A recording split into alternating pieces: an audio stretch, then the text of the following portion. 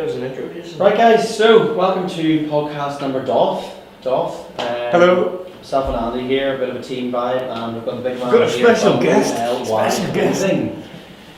Andy, Louis is here and he's ready to rock and roll. Thank you for having me, guys. Louis, aka King Louis. King Louis. Yeah. Like a bit of jungle book, around here, don't we? Oh, man. No, I'm just a king. I don't even know. Never even read Jungle Book. Oh, come on. So we're here to chat about a couple of different things. Last week we introduced you to our podcast range, Workday Wednesday, and we're here live and kicking in the OLY Baths. So we're having a couple of conversation about what Lewis does and what he's up to, and yeah, just far out. First of all, recently Louis run a clothing brand called OLY Clothing, and we've recently partnered, which is amazing. I think Yeah, we're really there's going to be a excited lot of exciting things happening, how we can help each other going forward. So that's just a small side update. Cool. So just want to give us a bit of information about you, like a quick few minutes, just let us know. Few bit of information about me. What's your name? My name is Lewis Winston Pearson. Oh, what a name. Yes. Here. Lewis Winston Pearson. And where are you from? I am from Portadown, Portadown. God's country. I tell you. Yeah. I'm 23. Kind of lived in Portadown all my life. Big into sports, I'm very social. Just generally like what every 23-year-old is. Yeah. Cool. And what got you into the sporting circle? How did you get into that? I've been heavily involved in sports ever since I was young. My mum was a Commonwealth Games athlete, and that kind of led me. She started her own Fun fact for club. today. Yeah. Unfortunately, it was the Glasgow Commonwealth Games. The big man's. So it was horrendous. Horrendous. Yeah. But What? Glasgow 2014? No, like years His ago, mum? like in the 80s. His mum, in the 80s, man, she was involved in that setup, and then she started up with athletics club when I was about 5 or 6, and that pretty much got me into competitive sports from then. I was absolutely sport mad. What did you compete in? 800 meters. Yeah, so very, very hard discipline. So yeah, she kind of set the tone for me. Me and my sisters were always very active. So when you were young, was she training and kept even from we were 11 or 12, we'd always be out doing extra training. You'd do your 2 weeks with the club, and every day Mum would have us running beside the car, before school or after school, just me and my sister, and that was every day. So like, training was always something that like I never really seen it as a task, and never seen it as something. I genuinely enjoyed it every time I done it, and that brought me in. So after athletics, I went into rugby, and then after rugby, Why rugby? Why rugby? I was fast, and then Natural progression, and you were. Yeah, well, my chosen race in athletics was hurdles, and Jason's a hurdler, and you can see that his 6'3" or 4" frame in comparison to my 5'9" on a good day frame. It doesn't matter about the size of the body, you know. It's Well, the size of listen. the heart. Yes, that's right. This is true. But when the hurdles are starting to come up to just below your nose, I've never hurdled before. But I just kind of at the time I was quite fast in comparison to a lot of my friends, and a couple of people. 100 hurdles, 400 hurdles. 100. Well, at that stage it was still 60s and 80s, still in the age groups, and then when I was about 13 or 14, got into rugby and absolutely dug that, and ended up being quite good at it. Went on, played. Well, I wasn't in ultra setups or anything like that, but played at a high level in our club. Our club was quite successful in the youth. Portadown? Yeah, in the youth setup. What was and your stuff. position? Wing or centre. So yeah, I just used to. It wasn't really much of a passer. Like I just used to get the ball and absolutely leg it. Wreck boys. Yeah, just pure wrecking Wreck boys So, for days. I kind of played rugby up until I was 20. Got into senior rugby, and in my 6th game, picked up a pretty bad knee injury, and that put me out of ACL tear, meniscus tear, medial overstretching to be specific. So that You kind could of have done with a bit of go fit at that stage. I could have done with a bit of think go so. fit, bit of sports so. massage, some nice Side note, referrals. you get a rugby injury, go fit.ie. Yeah, Straight on. straight on. in. Find a physio. So yeah, at the time there was no go fit around, so my access to sports massage and good referrals just wasn't there. So I tried to train on it, tried to play on it, got an MRI about 6 months after the injury, realised it was quite a bad injury, and Did you realise at the time it was bad? I realised that I couldn't walk for like a week. Oh. My knee was the size of a balloon, Nice. and it was Size of Jason's head. it wasn't a ridiculously horrendous. It wasn't like a life changing, but it just kind of the way it worked is that I needed surgery. I still need surgery. I'm still on the waiting list since. Still? Yeah. You're 23? That was 3 years ago. So. My goodness. I'm guessing private surgery is ridiculous. Well, I was quoted it was just under $5,000 for a new knee, and when you're 19, 20, and you didn't, the ridiculous. insurance was the last thing in my mind. Yeah. So yeah, that kind of led me to quitting rugby. I had to take a side seat at that, and for the first time in my life, in my adult life, and just even my youth, I was left that I couldn't play any sports.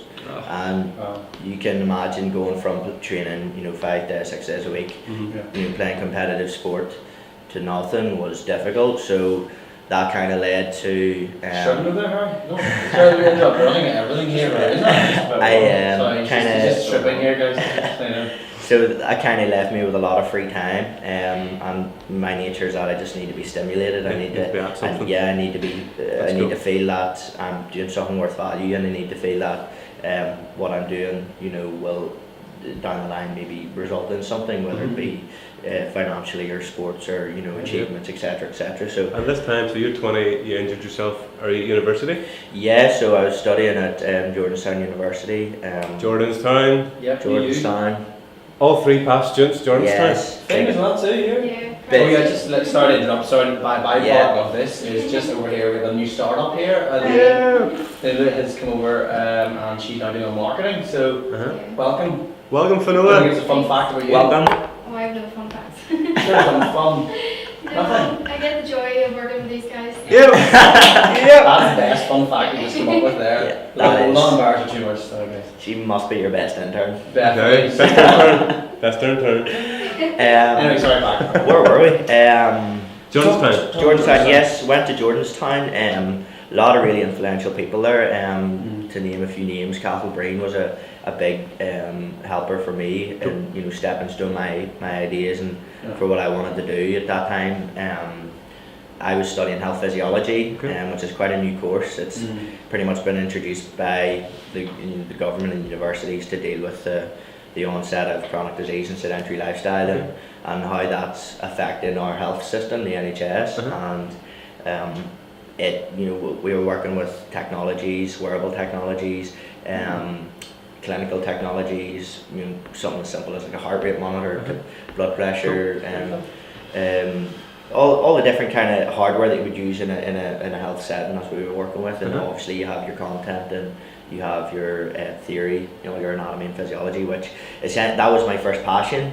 Before business, before anything, I was so obsessed with how the body worked, the body's natural ability to heal itself, and all these different things. So that kind of it's funny. Like on a side note, everything based in business or anything I've ever delved into has always been a passion. So just on a side note, but doing health physiology gives you a real understanding of how the body works and how technologies can work with that. So I developed like a small wearable product at Jordanstown. That was the first time that I'd ever worked on a project in that sense, and I really had a knack for it. I had a lot of energy and was really enthusiastic. And Fantastic. So university was good. Incredible, Yeah. incredible. Especially Fantastic. being in the environment. We had a small class of 20 people, and our feedback loop from the teachers and the That's great. lecturers was That's incredible. Because Jason, we had about nearly 100 in our class. Yeah, it was crazy. You couldn't you can't focus on one thing at As one you time. say, Yeah, a class of 20 is amazing. It's just very noisy, do you know what I mean? Yeah. Whereas with us, especially being a health course, we had a lot of theory and a lot of content to cover just for like pharmacology and big beefy topics, and so it was great for that, but it was also great for me in that I was trying to come up with ideas, and I had Cathal Breen, as I mentioned, had worked with MIT, had worked with a lot of big tech universities in America, had developed products and apps, and he was a great, he was the first person that kind of showed me what business, well not business, but what the development side of things is. Because So it's was not, that the sense of how to, like, from an idea, actually build something? yeah, how to execute and all the non-businessy elements of business that are entailed in that, Yeah. securing funding or, scaling. Stuff that you maybe hadn't considered before. Yeah, 100%. People think business is just, providing a product or service, but Yeah. there's so much more that goes into Oh, it. yeah. So much behind the scenes. Yeah, exactly. So that's kind of, going to uni was a big thing for me. It was a great stepping stone. At the time, I was kind of into running wee projects on the side as well, Yeah. just to get a bit of revenue in. Side hustle Yeah, there. Side love, hustle. love the Hustle side for hustle. Big thing was events management. Yeah. Okay. I used to be superstar DJ, so Oh, I used to DJ back in the local Amazing. nightclub. Stick the headphones on there, just keep going. Okay. I was really into music, still am, and was DJing. I was making decent money So on a would Friday you and say Saturday. university helped you become entrepreneurial? Yeah, So you're 100%. talking Cathal, 100%. really giving you advice, tutelage, a bit of Well, inspiration. it kind of delves into something that was more internal with me. I always knew from a really young age that I didn't want to work for anyone, and I don't mean that in a big-headed way. I just knew that if I'm going to go out and bust my ass, I don't want someone else to benefit from it. Do you know what I mean? Exactly right. So- Completely get that. It's the same as the same Yeah. ethos that we think about it. I think that's what we're quite like-minded and everything. 100%. So that kind of has always been ingrained in me. So especially when I was at uni doing those events in nightclubs, like I've typically always been a hard worker, So having it sounds to me that uni for you was quite busy. incredibly busy. Well, You're sure. playing rugby until you get injured, you're doing the Yeah, DJing, you're exactly. studying. Well, the first year, there was not a time at university I didn't have 2 part-time jobs. There was not a time. Halfway through university, I started King Louis, the hustler, Ollie clothing halfway through university. So as long whenever, as well as DJing. as well, no, well, DJing was kind of. I took an exit from DJing and went into events management, and Okay. but it still had just as much time Yeah. involved. But it wasn't as. It wasn't every Friday and Saturday. Do you know what I mean? So where did the genius or the inspiration come behind Ollie? What part of your journey did that happen? There's a good point to actually talk about that to the guys here. Management and time management. Like Yeah. that's huge. Yeah, huge that's a big thing. Massive. That's kind of where I learned. That's kind of where I learned discipline and learned that how to hustle. Yeah. University is big. Like for example, the last year and a half of uni I had a full-time degree, start a startup company, 2 part-time jobs, a girlfriend, competitive training. Your girlfriend was probably the highest priority. Absolutely, mate, absolutely. Huge. Top of the Always. list. So yeah, it's just my life pretty much for a year and a half at So least was a in terms balancing of act. hours per week, what are you talking? Well, you get It's difficult to quantify, but it was like from the moment I woke up to. Well, for example, it's funny because I can quantify an exact day for like I'd wake up at 7:30, do my university, come home between 2 and 3, do 2 hours of business, go to the gym at 5ish, come home between 6 and half 6, start into university work, start cooking dinner whenever Meg, she was living with me in that last year, so she would come home from placement at 9, I'd start dinner about 7:30, spend an hour with her in the evenings, come 10 she'd go to bed because she's up at stupid o'clock Crack in the of dawn. morning again, and then from about 10 to 2 was business time again, so but then So 2 again a.m. Did you say that? every So you night get 5 hours sleep a night. pretty much, See, but this is the thing Sorry, about go it though, it's about building that foundation. Like Yeah. you've done that from the word go, you've Yeah. built the foundations of where you are today. Like if you hadn't been doing that from the word go, Yeah. you hadn't been going, right, I want to do this, I need to do this, I need to do this, and then that pulls you into the life now. Obviously it's not 100%. You'll be burning yourself out. at the Yeah. end of the day. Another amazing opportunity at uni is you get to understand your capacity. yeah, What you can actually do. 100%. Like how, well, what Jason had said there about burning out, that was one big thing that Yeah. became really prevalent, Yeah. I mean, especially in that last year.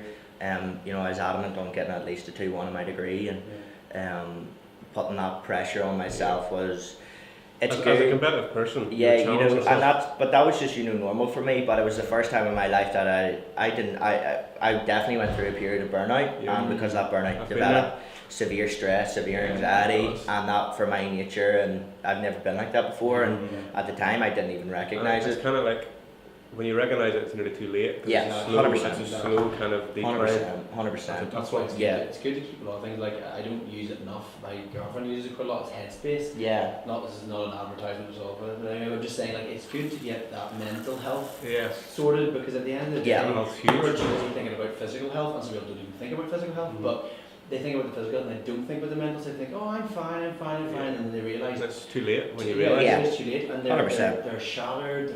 They're just not sure what to do, and then their work is just it's not as high it's standard. not- Exactly. And that's kind of what did you mention there before? That was going to go. I think the two were linked, but just following on what Jason said, it for me. I didn't identify it, and Yeah, it was towards really too Easter late. time.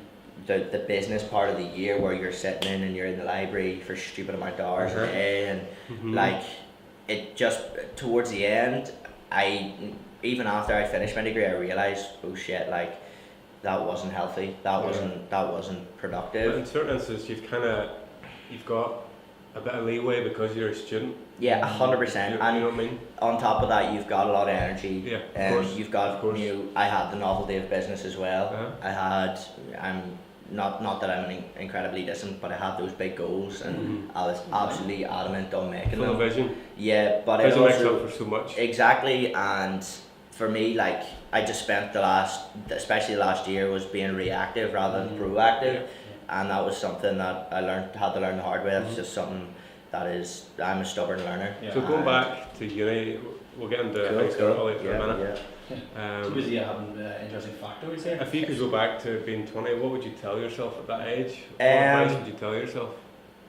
I don't In the know. middle of that business, in the middle of everything going on. I probably, to be honest, even if I went back and told myself something, the 20-year-old wouldn't have listened. No. And that's just the way it is. I I'm a big believer in not every decision I've ever made has led me right to this This is point. it. I agree, I'm the same.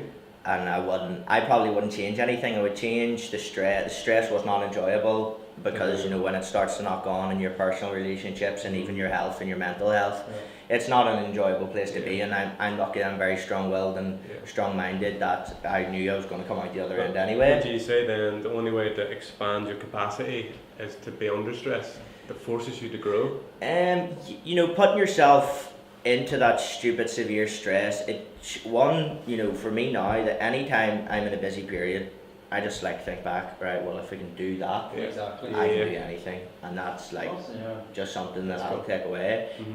But now I definitely wasn't performing at 100% capacity, Definitely not. and it makes me think that if I was maybe a wee bit organised, maybe a tiny bit more punctual here, would I've got a first, or would Ollie maybe be 6 months further down the line now, or but So OLY, you mentioned OLY, let's get into OLY.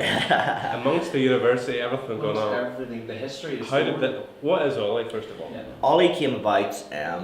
I was at that point I was trying to start a couple of businesses, not all at the same time, but I'd failed at maybe 3 businesses before Ollie came about. So tried a hat company, tried gym wholesaling, and Ollie as a business model was actually meant to be a custom apparel company. Okay. That's where the business model started, because essentially I didn't need any VC. I didn't need any venture capital to start it, That's right.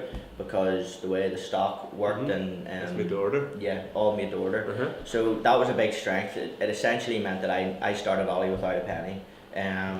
So started that up and kind of done 1 or 2 gyms, and I really liked it. I pretty much built the brand, I built the logo on Microsoft Word, built the website myself, done a small marketing campaign myself, and developed content.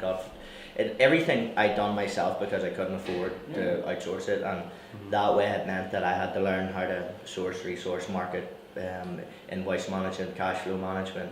See, that's a great thing. This is what I love about it, is the fact that people are scared, people are terrified to go out and do things. Yeah. If you can just go out and learn, you don't have to employ this, you don't have to spend this, you don't have to do silly things. It's the same as our company. We were saving ourselves a fortune because we do design, but you didn't even know how to do X, Y, and Z. But you didn't have that wall that everyone's like, oh, I can't do that, I can't do And that. it's just sometimes just getting by that first step and just taking the step and the making a thing is- decision. And the thing is, you didn't just do it off a whim. It wasn't, as in in regards to, it didn't just happen in 2 weeks. It didn't just happen in 3 weeks. It happened in it was how many years it's taken you to do all this. The primary thing was, I had such a a serious message underlying it. At the time I was still doing my course, and I was like, right, people need to know about chronic disease and sedentary lifestyle. Like over 50% of the UK now or have one or the other, and that's absolutely Over ridiculous. 50%? Over 50%. My And goodness. that's ridiculous. You know, over 40% of kids in the UK are like borderline obese, which again is a crazy I can fact. relate. now. I was one of these boys, but I was But young. it kind of got me thinking. I was like, right, well, if governments and educational platforms are going out and they're trying to educate people, but they're doing it in the most stupid way, Yeah. They're not up to date, not using yeah, the they're not. technology, latest They forums. can't communicate an idea.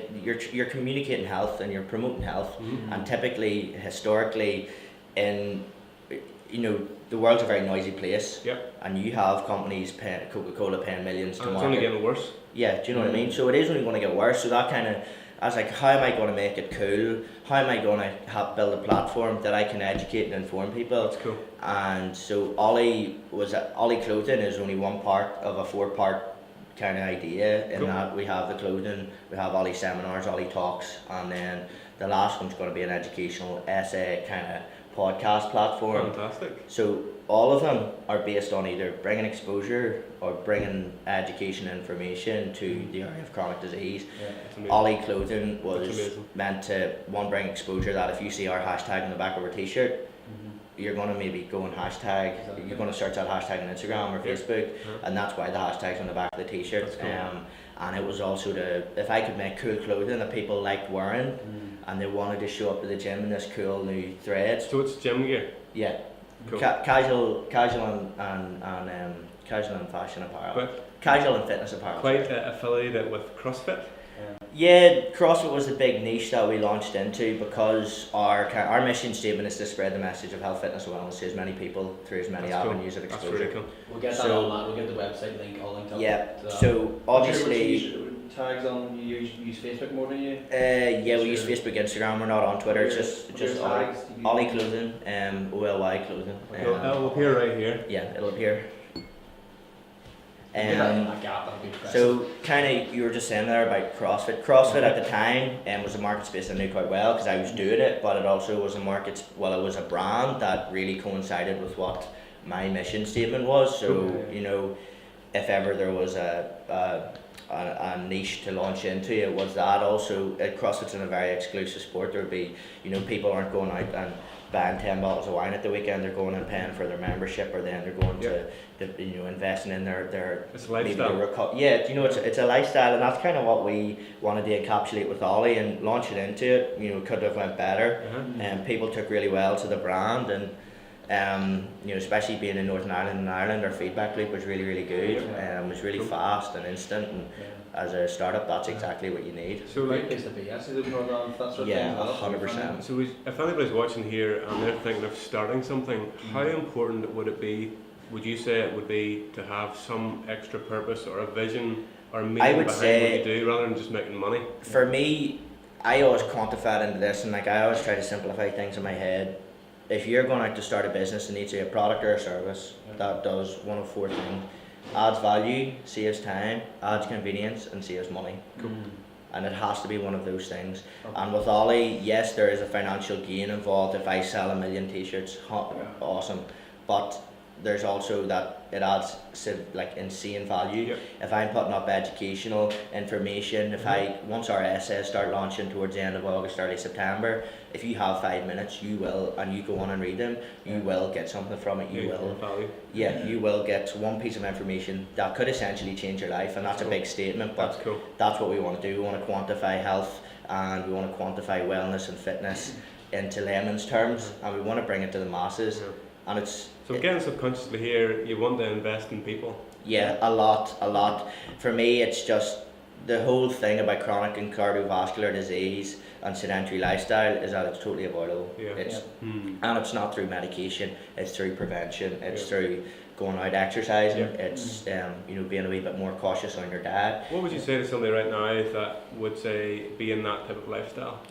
That's in Would say that the. they're maybe struggling to get fit, they're struggling to take that step to exercise. I would say that life is so much better when you're healthy. I would say your quality of life is so much better. And what would you say is even the bare minimum exercise you need to do? Well, for example, my dissertation looked at low intensity exercise between for an aging adult. So that's anybody really between 30 and maybe 80. Aging adult, 30? Yeah. I know. Well, that is the scientific term. Yeah, okay. And there was a study that I'm nearly 30. we took 10 pretty much grannies between 55 and 65. That's And a young they done- granny at 55. They done 15 minutes of exercise a day. And by exercise I mean a walk. Just to walk, just A walk, anything. right? So that was accumulated 90 minutes of exercise by the end of the week. Some of the grannies seen, and so that against the study group that done nothing, in less than like 6 months, these grannies could have, I don't know how they quantified it, but at the time they said that they could essentially add on maybe 3 years. They could add on, My goodness. you know, there was, obviously it's difficult to do it now, but there was... It's hard to quantify. Yeah, there was functionality tests, you know, someone's ability that in an emergency, could you, if a child fell, could you pick it up? If you were carrying shopping in the bag bus, could you bend down? You know, all the functionality tests brought up positive results, happiness, energy levels, and that was based off 15 minutes of exercise. And people in their head are sitting saying, right, well, where am I going to fit that in? It's literally a case of parking in Walking to the shop. that car park that's 15 minutes away from your work. It baffles Jason because he is an international athlete Well, Yeah. of the highest order. we don't know. But it is ridiculous. It's like walking up a set of stairs. People don't do it, they go to lift. That's they go to it. escalator. But people don't realise how much exercise you'll accumulate across a day. People don't realise that if you take a set of stairs, but yes, one go is not going to change your life, but if you do 6 sets of stairs a day, do you know what I mean? Like, So shifting from the older generation to the next generation, what would you say is the biggest cause of 40% of young people not being active? I would say a lot of it comes from westernized society, heavy marketing into products that really don't provide any health oriented value. Gaming, like Gaming as well, but Fortnite. again, this is just the way the world's going. It's not that it's a problem with the world. It's just the way the world is going. You know, and as technology develops, you know, different ways of enjoyment and It's convenience as well. People think people don't want to wait more than 5 minutes for food or do No, something, or absolutely they don't not. want to cook a full meal, a healthier meal. Is Yeah, what I'm saying. yeah, you They're know, looking for- traditional values of, for example, well, you got to look at it. For example, less people are doing sports because sports are actually on the decline because the likes of gaming is going up. People, you know, you can have an 11-year-old talking to 7 of his mates on an Xbox Live chat. They don't need to go to a rugby club to socialise.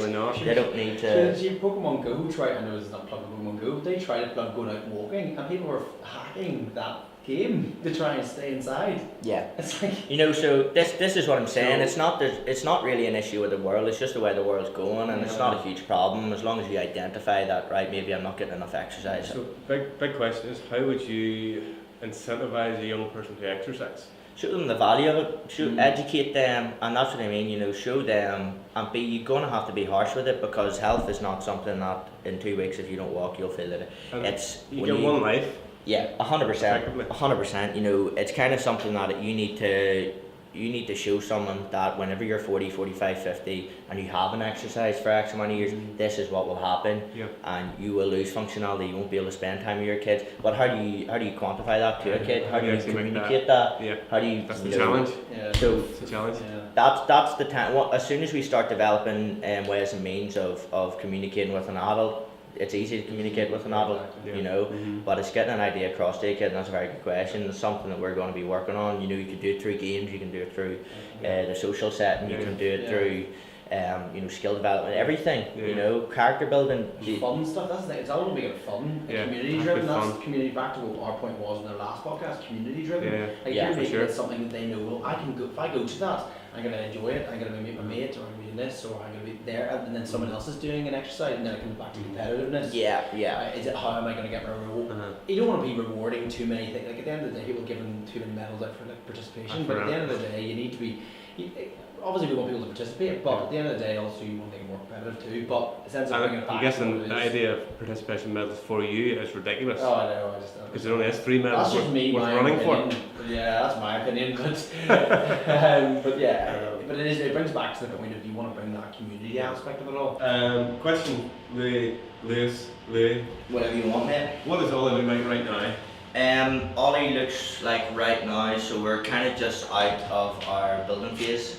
What I mean by that is Okay. establishing processes. You know, how do we get from A to B? How do we meet It's the demand? established 2015. Yeah. It's on the logo 2015. You know, that's kind of what we've been doing now. You know, how do we get to A to B as a company through all our different processes? Now, B is where you want to be. no, essentially A to B is how do I take a T-shirt, for example, and get it to my customer, Yeah. and that is literally from production to manufacturing to production to supply to product finishing to being in our shelves and then going on and over. Describe for us since 2015, the last 3 years. Describe for us how would you summarize the last 3 years? Rapid. Rapid. You kind of always feel like you don't have a handle on things, which is great. I think if you feel fully in control, you're maybe not moving fast enough. Okay. And that's probably, a lot of people think that's a silly saying, but it's not. I don't think as a startup you don't have all the time in the world. And that was the biggest challenge. I don't say it was the biggest challenge, it's just whenever you haven't managed anything, whenever you haven't been in control of something and something is just like, you feel like you're not in control, then you feel like you're not doing a good job. But really, in the meantime, you know, the end product is getting out there, and the content is getting out there, and the message is getting out there, do you know what I mean? Yeah. And you just don't realise. But the last 2 years really have been about building the company, been about establishing a process. Now we're moving into a phase of scaling and refining processes. So I'm moving out of like a management where I'm currently on management. Well, I'm at everything right now, so I'm taking a step back from management. And you say that's the challenge of starting a business, that you have to do things you haven't even considered. So you have to wear so many different hats, do things that maybe are outside of your skill set that you have to learn.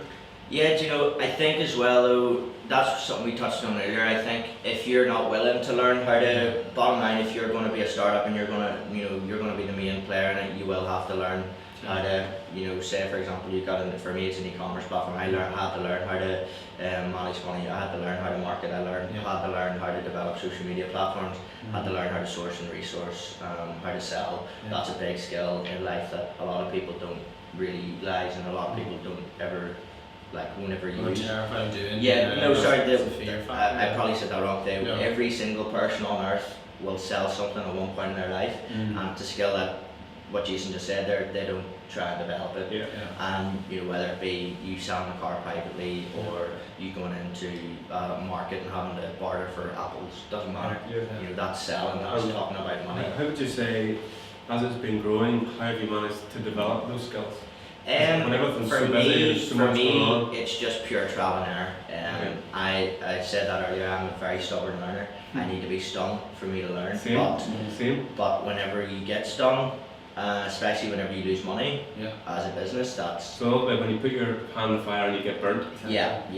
But that's just the way I learned. I could go and read 100 books, and yes, I'll take a lot of theory and I'll put that into practice and it'll work first time, but a lot of the bigger stuff like marketing, social media platforms, developing content, invoice management, invoicing, talking about money and sales, that all comes just through doing it, and that's the value and experience. There's trial and error, like people don't work. People, again, it comes back to the whole terror thing.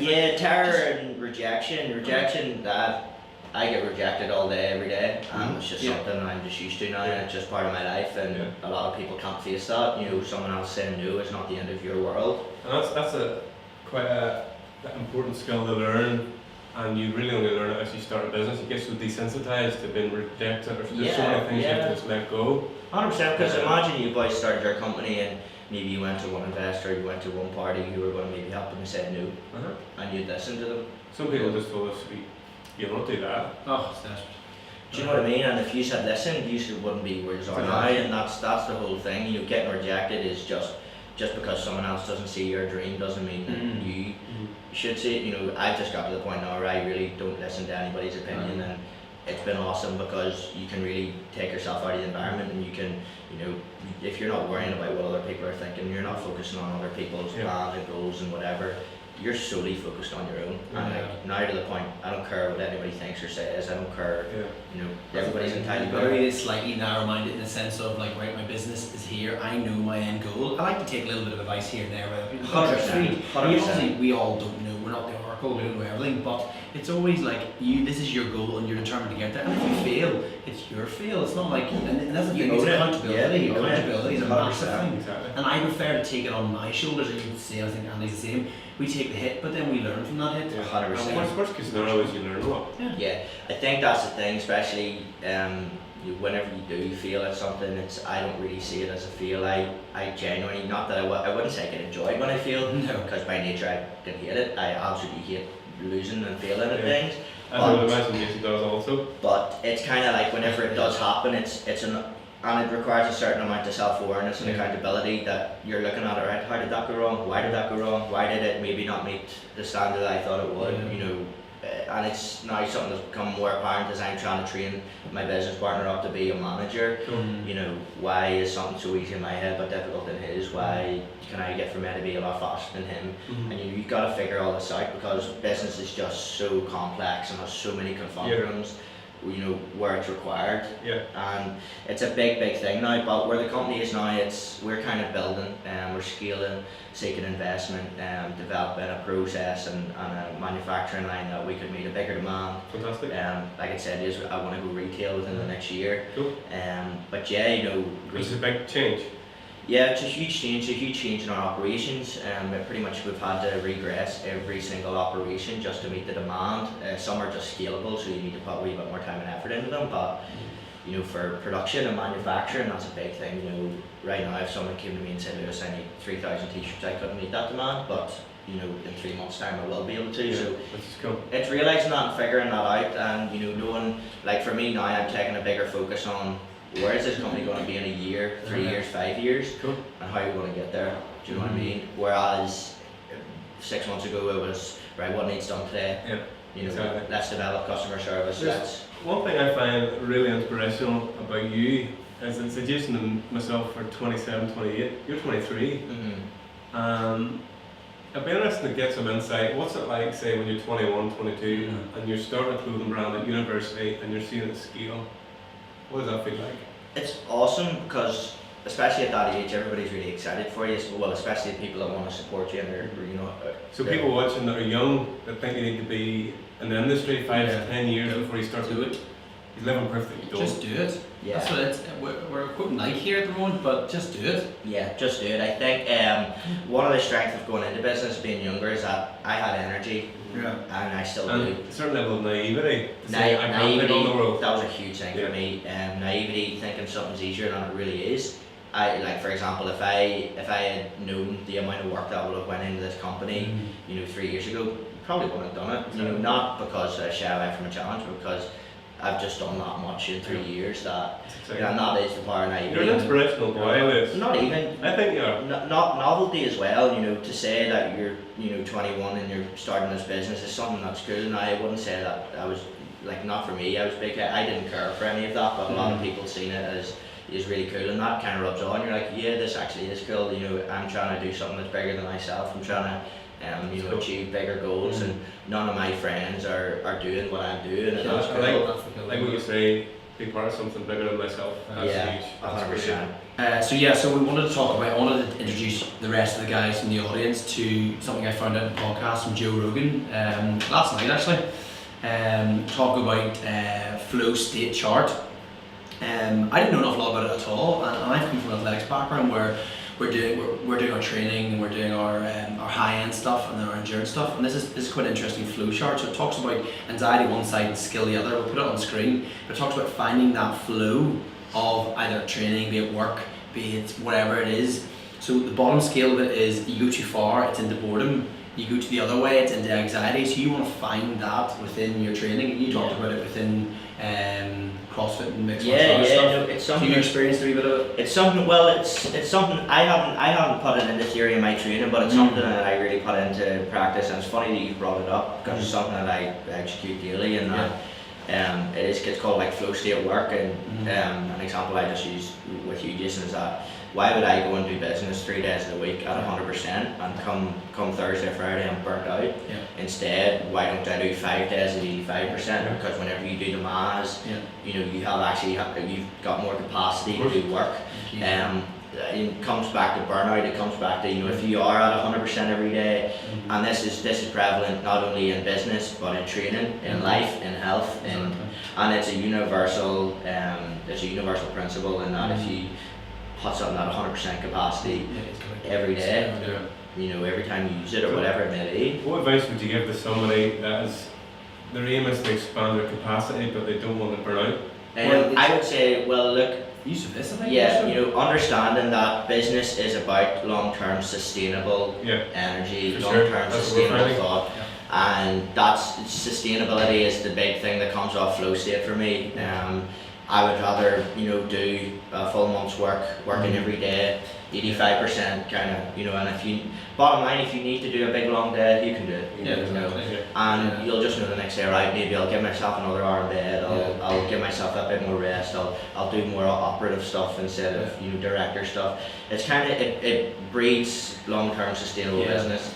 Like you said, if an athlete went out and, you know, for example, an easy thing to quantify it into, if a deadlift champion went out and he's training and he's going in and he's trying to hit his PR every day, he's going to fuck himself, you know, he needs to go in, he needs to go in and he needs to do 3 days of his normal deadlift training at, say, you know, whatever his periodized program is, then on the days off, he needs to do his accessory work, on the other days he needs to go and do his mobility, and he needs to go to a sports massage, do you know what I mean? All things available at GoFit.ie. Exactly. Easy peasy. But you know, that's what I mean. It's like you can't do three. You can, essentially, you do what? Yeah, you do three. One day is about 7 out of 10, 6, 7 out of 10. You could do the 6 out of 7 the next day, 100%. and then the next day. Whereas if you, which I know you had to do your PB in that one day, max velocity, you cannot push and you can't push that next rep out. The next day you're gonna fatigue. You're gonna feel that the next day.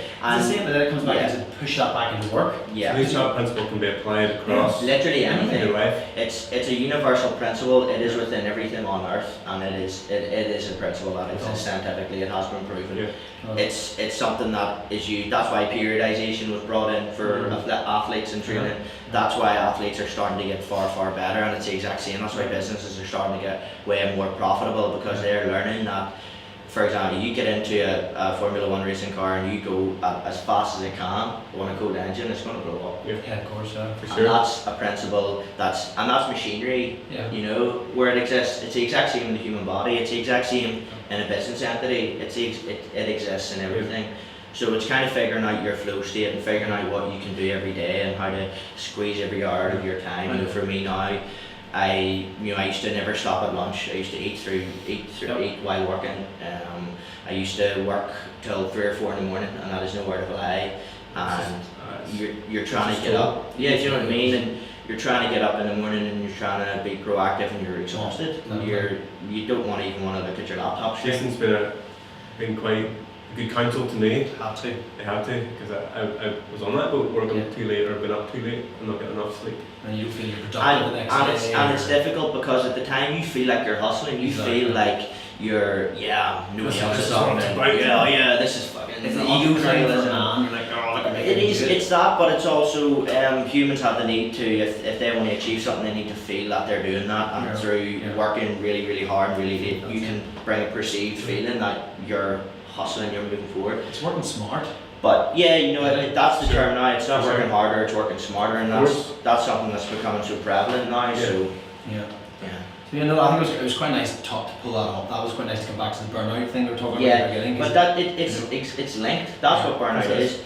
Like a muscle, like your bicep. If you fatigue it, if you do too much reps and too many sets and you fatigue it, it won't work.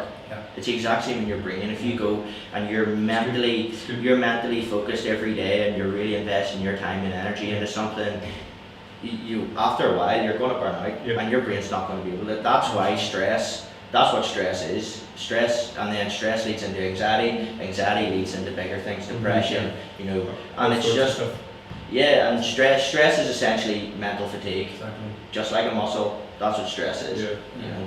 Cool. Anyway, awesome here. It's been a pleasure. It's been an absolute pleasure. On closing, a piece of advice for somebody that's 19 to 20 with a business idea. Cool. There's probably Right at the camera. something Right that lens. I could talk all day for these kind of things, but Andy specified someone younger. Don't feel like you need to be solving any big problems right now. for me, it was just figuring out what I wanted in life and what I wanted to do, and you know what problem I wanted to solve. If you are going into business, remember it's a product or service that adds value, saves time, adds convenience, or saves money. It's one of those 4 things. Whether you know it delves more into one of those 4 things than the others, that's fine, as long as it does one of them. Just understand you don't need to go and solve the world's problem at 19 years old. You just need to figure out what you want to do. You got to figure out your passions. You got to figure out what your interests are. Then you got to figure out how you're going to make money off that, and that's essentially what business is. So yeah, don't try to solve the big problems. Leave that to the big boys. You'll have your time. If you have an idea and you know that you want to go out and work on your own, say to your careers teacher, you know it's their job to tell you what's best for you. You know, if you got to understand that sometimes you will have people's opinions, and they'll probably guide you. For example, if you have a bad teacher and they say no, go and work in a corporate setup, go and work 9 to 5 for someone else, and you know in your heart of hearts that that is not what you want to do, you got to go out on your own. And that's often the difficult thing that people see in business, is standing out on your own and standing alone from the crowd. It is difficult, it's not easy, because if it was easy, everybody would do it. 100%. Awesome. Well, here again, pleasure as always. We'll put all the posts up for Lewis, put it all there, put his tag, put his website address. But the really cool thing about what's happening is he's going to be joining us on the 1st of September for Limitless. So get your tickets. We've sold just under 30 tickets now, and it's just awesome considering it's a new event that we're just put it out there. So we've got a big class day. We're going to have music. We're going to have hopefully a bit of food. We'll have Louis there, be with his branding will be there, and we have all our other sponsors there too. And we'll have classes. We'll have all sorts of activities, music, fun, banter. Just we want to be there.